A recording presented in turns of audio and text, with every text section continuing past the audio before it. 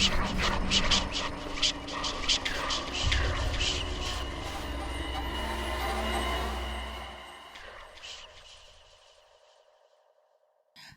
datang di Nyerem Serem yang bisa bikin lu merem.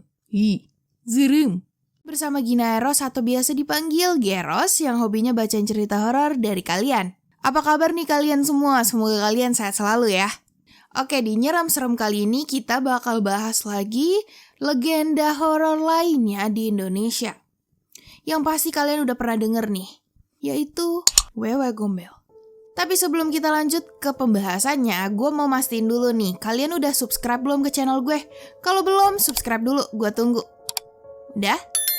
Oke, mari kita lanjut ke ceritanya. Gue yakin banget pas bocil tuh kalian pasti deh pernah dibilangin kayak gini sama orang tua. Udah maghrib, buruan pulang, nanti diculik Wewe Gombel loh. Wah, dulu gue sering banget digituin. Dan gue yang masih polos gitu ya. Jadi ya gue nurut-nurut aja langsung masuk rumah tuh.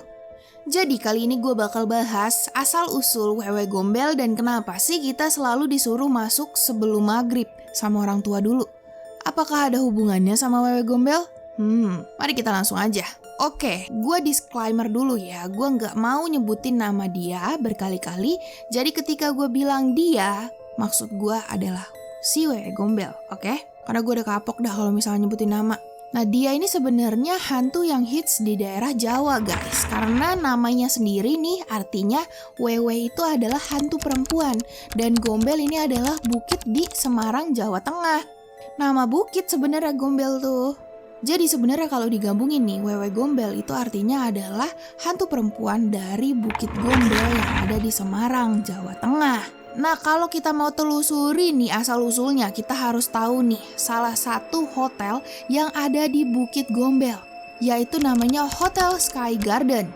Nah, hotelnya itu dulu cakep banget guys, sekarang bentukannya seperti ini. Udah terbengkalai karena rumor-rumornya nih sempet diganggu sama Wewe Gombel dan jadinya ditinggalin gitu aja. Nah, kalau lu lihat sendiri nih dari hotelnya itu tuh hotel bagus dan ya emang seperti hotel yang mahal gitu ya. Karena dia punya tema penginapan ini yang tamannya tuh terbuka ya kan. Pengunjungnya itu bisa menikmati pemandangan dari pebukitan yang hijau dan mengarah ke kota Semarang di bagian bawah.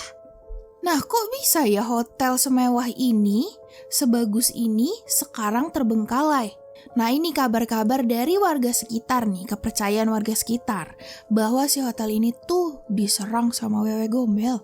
Karena dia tuh sering banget kayak gentayangan dan ngeganggu pengunjung di sana. Nah, untuk cerita horor di hotel ini gue sebenarnya nggak terlalu yakin ya. Karena banyak banget nih oknum-oknum yang nggak bertanggung jawab menyebarkan kisah-kisah horornya sampai tuh hotel jadi sepi gitu loh. Udah banyak banget kan nih di TikTok yang hotel viral lah gara-gara katanya angker banget dan pengalaman-pengalaman orang di sana gitu tanpa mensensor nama si hotel. Jadi emang jatuhnya ngejelekin gitu ya. Nah, ini salah satu disclaimer gue di awal ya. Apa yang gue udah cari sebelumnya tentang asal-usul Wewe Gombel ini bisa jadi aja nih itu cuma cocok logi sama bangkrutnya si hotel ini. Tapi ya gue ceritain aja deh apa yang gue temuin ya. Bahwa Hotel Sky Garden ini bangkrut karena sering banget pengunjungnya diteror sama si dia. Nah, kenapa si hotel ini bisa diserang sama si dia? Itu karena si Wewe Gombel ini kan asalnya dari sana. Sedangkan si hotel ini ada di puncak Gunung Gombel. Ya jadi seneng dia nih ngegangguin terus gitu. Nah, ternyata nih guys, setelah gue cari-cari lagi, ternyata asal-usul si dia ini bukan cuma dari si hotel itu doang. Karena dipercaya kalau tanah Gombel ini itu penuh dengan misteri dan juga pertumpahan darah. Nah, ada nih salah satu daerah di daerah Gombel yang namanya Gombel Lama. Dipercaya di situ dulu waktu penjajahan Belanda dan Jepang, itu Gombel Lama ini jadi tempat eksekusi para pribumi. Dan juga katanya di Gombel Lama ini dulu pernah ada pemakaman Tionghoa yang kena gusur. Tapi masih ada nih beberapa makam yang tersisa di sana. Nah, salah satunya ini ada makam tanpa nama sepanjang 4 meter di Bukit Gombel. Biasanya nggak sepanjang itu ya, setahu gue cuma 2 meter atau 2,5 meter. Coba koreksi ya di komen, seberapa panjang sih makam tuh sebenarnya? Nah, kenapa ini makam sampai sekarang nih ditinggalin di situ? Karena para warga ini nggak ada yang berani untuk mindahin si makam ini. Karena takut nih terjadi sesuatu yang buruk kalau nih makam dipindahin. Jadilah ini makam masih ada di situ. Lokasinya nih makam itu tuh ada di puncak Gunung Gombel itu. Dan bahkan katanya dia itu ada di salah satu hotel yang ada di Bukit Gombel ini. Bukan Hotel Sky Garden ya. Apa jangan-jangan itu Hotel Sky Garden? Kita nggak tahu. Nah ini karena susah banget nih nyari infonya nih. Kita nggak dapet-dapet. Nah itu kan asalnya nih ya. Gimana sih kok bisa itu si dia bisa jadi kayak begini gitu? Nah diceritakan nih di legendanya yang tersebar di warga sekitar, kalau si dia ini adalah dulunya perempuan yang meninggoy bunder di sebuah pohon di kawasan Gombel. Nah katanya alasan perempuan ini melakukan hal tersebut itu karena dia nggak kuat atas perilaku buruk yang dia terima dari keluarga, suami, tetangga, pokoknya semua orang deh yang di sekitar dia. Nah jadinya si perempuan ini punya gangguan jiwa guys karena saking stresnya tuh. Dan akhirnya bukan malah disembuhin gitu ya, ini malah diasingkan sama warga sekitar. Dan juga jadi bahan olok-olokan gitu. Nah katanya juga nih yang bikin dia makin pusing gitu ya, si suami itu demen banget selingkuh. Dan kedoknya nih alasannya karena si perempuan ini gak bisa menghasilkan keturunan gitu. Makanya dia selingkuh. Nah gue gak tahu nih ya ini cuma alasannya doang atau bagaimana, cuman tindakan perselingkuhan itu sama sekali tidak bisa dibenarkan guys, apapun alasannya. Nah karena dia udah stres nih kan ya, banyak banget masalah yang ngebikin dia ini jadi punya dorongan-dorongan untuk menghilangkan nyawanya si suami gitu. Nah pas waktu dia lagi menjalankan aksinya nih, dipergokin sama warga, akhirnya dikejar-kejar karena dia udah tahu banget nih dia bakal dihakimi nih sama warga-warga. Karena sebelumnya juga dia udah dipojokin nih. Akhirnya dia ngambil jalan pintas tuh. Di Bukit Gombel itu dia gantung diri di pohon. Nah kan meninggalnya ini gak tenang ya. Jadilah arwahnya ini gentayangan dengan penuh amarah, dendam, dan tanpa ketenangan banget deh pokoknya. Jadi dia tuh pengen balas dendam ke warga-warga sekitar yang udah olok-olok dia nih dari awal. Dan juga ke bapak suaminya. Nah, si arwah ini wujudnya itu seperti ini guys, yang bisa kita lihat ya. Dan ini perempuan yang punya tete gitu ya, gede ya. Dan panjang, bisa kalian lihat ya, sampai lutut gitu loh. Nah, ini kalau laki-laki nih biasanya demen yang begini ya. Demen gak nih? Coba dah PDKT sama makhluk kayak begini di zaman puas. But anyway, biasanya si dia ini bakal neror warga-warga sekitar ketika matahari tenggelam atau waktu maghrib. Nah, bukan cuma nampakin diri seperti biasa aja, tapi dia ini kadang juga bisa nyulik manusia yang berukuran kecil atau anak-anak kecil ya. Nah, lu mau tahu nggak gimana anak-anak kecil ini diculik sama si dia? Yaitu dimasukin ke dalam tetenya yang jumbo dan extra large itu. Jadi fungsinya tuh tete yang panjang emang buat ngumpetin anak-anak. Dan untungnya itu tete nggak yang sampai 15 meter. Jadi cuman bisa ngumpetin anak-anak kecil kayak sekitar SD gitu. Nggak bisa ngumpetin gua yang udah sebagong begini. Kagak, untungnya. Nah makanya tuh dari dulu sampai sekarang, orang tua tuh nyuruh anaknya masuk waktu maghrib tuh pasti dah ada yang embel-embelnya begitu. Ntar diculik wewe gombel. Karena si wewe gombel tuh cuma bisa nyulik anak kecil. Nah uniknya nih ya, gimana bisa tahu nih anak kecil ini diculik sama wewe gombel itu? Katanya si orang tua dari anaknya yang udah diculik ini kadang itu dinampakin. Jadi dia nampakin diri di depan orang tuanya. Nah kalau orang tua itu udah ngeliat nih ada wewe gombel, ya udah nih dia ketir-ketir nih. Karena udah tahu nih anak gue lagi diumpetin nih sama si dia. Nah kalau di point of view-nya kita kan kagak enak ya. Ada anak kecil yang diculik gitu sama si dia. Tapi ternyata niatnya dia ini nggak buruk-buruk banget. Karena sebenarnya dia tuh pengen ngasih pelajaran untuk para orang tua nih yang kadang masa bodoh sama anaknya. Sampai-sampai pas maghrib anaknya tetep aja dibiarin tuh main di luar rumah seenaknya gitu. Nah lu mau tahu nggak ketika seorang bocah nih diculik sama si dia ini bakal nyembunyiin si bocil itu di suatu tempat dan ngasih tuh bocil makan. Yang sebenarnya itu adalah kotoran manusia, guys. Tapi yang dilihat sama yang dirasain tuh bocil itu makanan yang enak banget gitu. Kalau lu pikir-pikir dapat dari mana itu wewe gombel? Stok tai manusia. Nah, itu anak kalau udah makan itu kotoran yang dianggap enak banget kan. Itu sayangnya setelah makan itu dia bakal berubah jadi bisu, guys. Kenapa bisa jadi bisu? Nah, inilah mengapa sebabnya kadang beberapa anak kecil yang diculik sama si dia itu banyak kasusnya sebenarnya ditemuin di daerah sekitar situ juga. Tapi ketika dicari bolak-balik di situ dia nggak kelihatan dan nggak ada suaranya. Ntar nih gue punya ceritanya. Nah, sebenarnya kalau dipikir-pikir kayak agak aneh ya. Masa makan tai habis itu bisa bisu? Cuman pokoknya begitulah legendanya. Emang kadang gak terlalu masuk di akal gitu ya. Nah, itu anak kan udah diumpetin, terus udah dibuat bisu. Gimana cara nemuin anak yang diculik sama si dia? Salah satu caranya itu adalah orang tuanya si anak ini dan warga sekitar harus mencari si anak ini dengan cara mukulin alat-alat dapur sambil keliling-keliling tuh. Nah, bunyi-bunyi alat dapur ini harus diiringin sama nada yang berbunyi kayak begini nih. Black, black, ting, black, ting, salah. Black, black, ting, black, black, black, ting. Terus nyebutin nama anak yang hilang. Terus Matuwo. Terus metuwo. Yang sebenarnya metuwo ini dalam bahasa Indonesianya artinya itu keluarlah.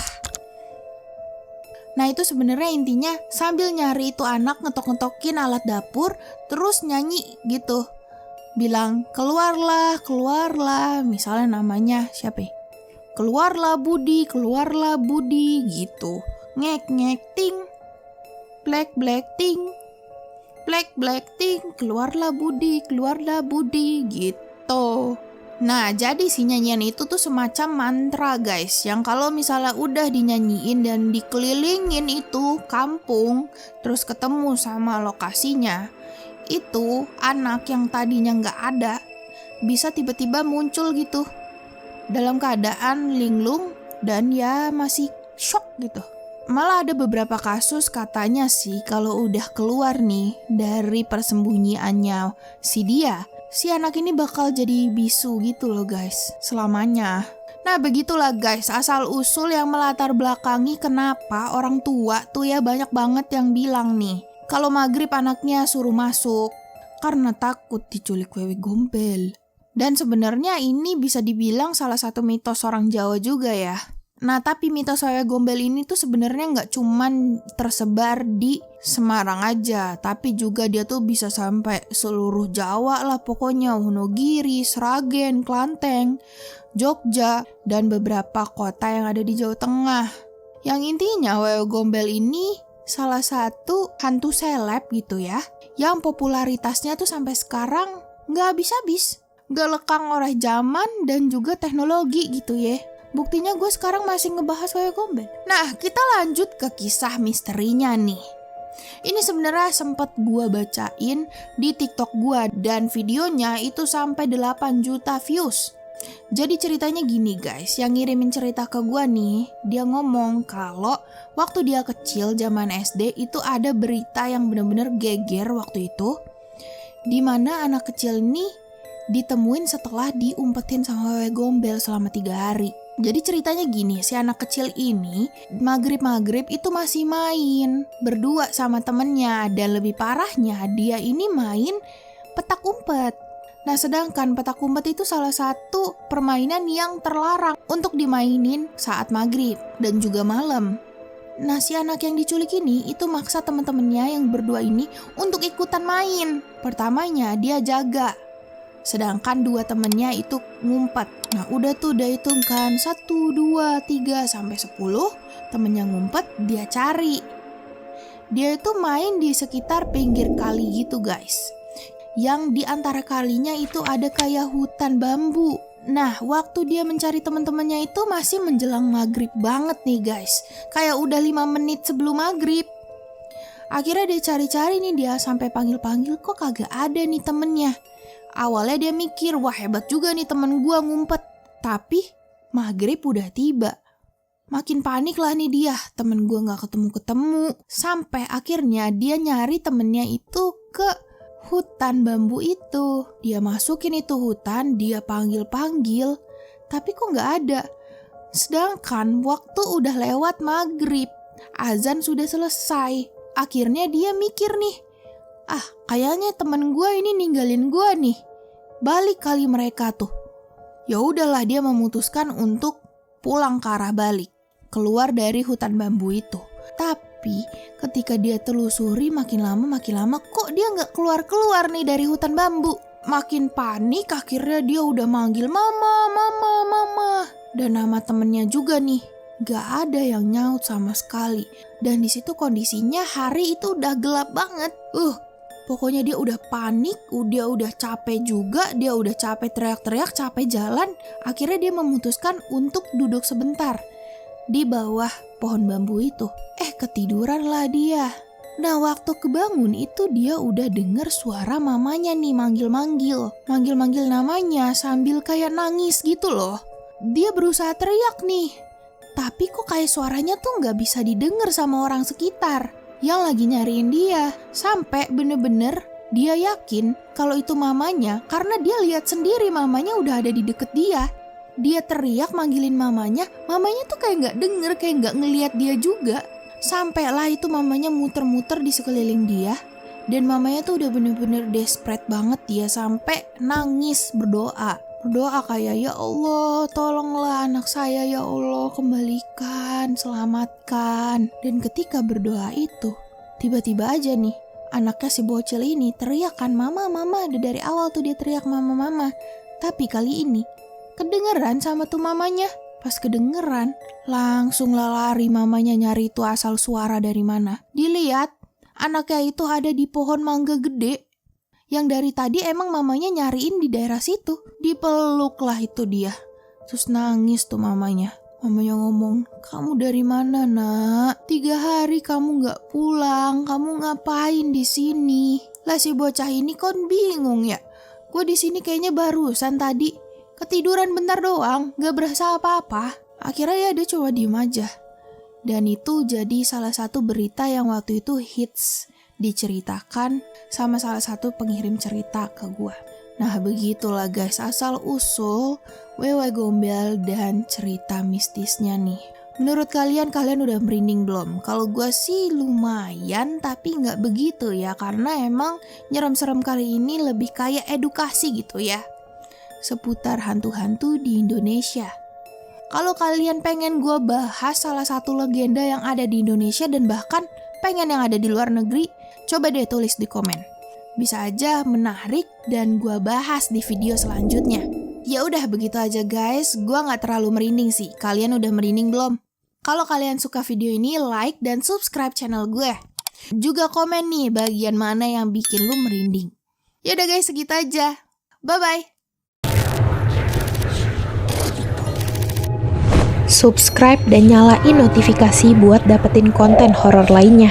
Juga like and share video ini ke teman kalian yang bukan penakut. Cek TikTok dan IG gue di sini ya. Gak merinding, gak seru.